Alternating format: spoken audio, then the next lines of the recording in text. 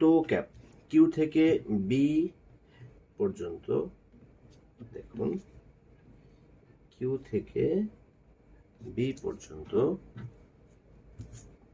Straight এই প্যাটার্নটা আমি এখানে ড্রয়িং করলাম, স্ট্রেট প্যাটার্ন ড্রয়িং করলাম এবং এখানে সেম কিউ এবং আর এর যে লাইনটা আছে সেই লাইনটাকে ড্রয়িং করলাম। সামনে যে ইনসাইড আউটসাইড মার্ক লাইন আছে সেটাকেও এখানে ড্রয়িং করে নিলাম। তো এটা হচ্ছে কোয়ার্টার পার্ট। এখন কোয়ার্টার পার্ট যেহেতু প্যাটার্নটা একটু ছোট করে নিই,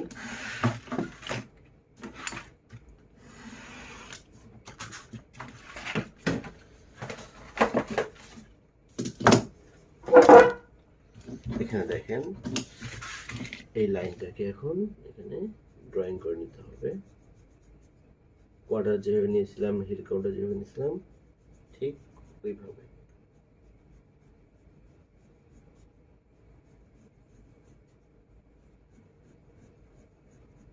ওকে, এখন এটাকে এখন কেটে ফেলবো।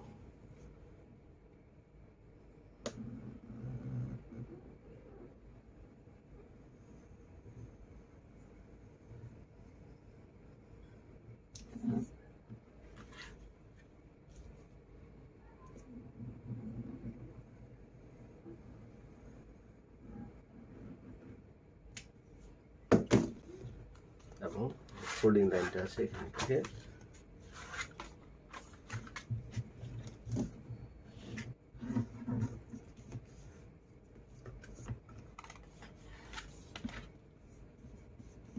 ফোল্ডিং করে নেব।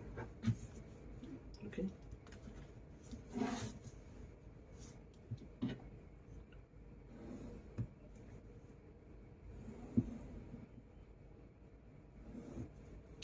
একটা বিষয় খেয়াল রাখবেন, যখন ফোল্ডিং করতেছেন, ফোল্ডিং করার সময় পরে দেখেন এখানে কিন্তু কার্ভটা স্মুথ হয়নি, এই জন্যই এই কার্ভটাকে স্মুথ করে নিতে হবে এখানে একটু।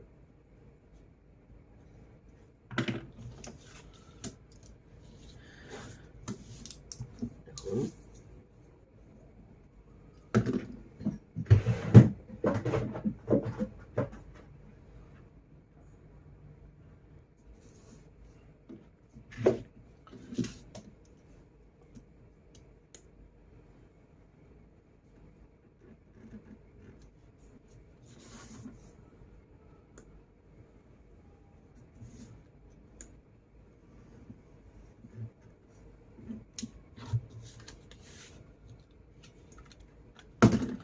এটা হচ্ছে টো ক্যাপ প্যাটার্ন। এখানে ইনসাইড এবং আউটসাইড আছে, যেহেতু এটা ইনসাইড মার্কটা আমরা এখান থেকে কেটে দেবো। ইনসাইড লাইনটা এখান থেকে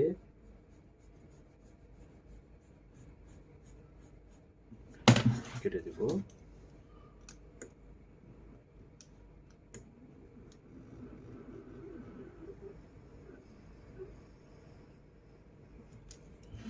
এবং এখানে একটা ইনসাইড কাটমার্ক দিয়ে দেবো। এই কাটমার্ক দ্বারা বোঝাবে এটা হচ্ছে ইনসাইড, এবং সেন্টারে একটা সেন্টার লাইন দিয়ে দেবো, এটা হচ্ছে সেন্টার লাইন। তো এটা হয়ে গেল হচ্ছে কি টো ক্যাপ প্যাটার্ন। টো ক্যাপ প্যাটার্নটা কেন তৈরি করলাম,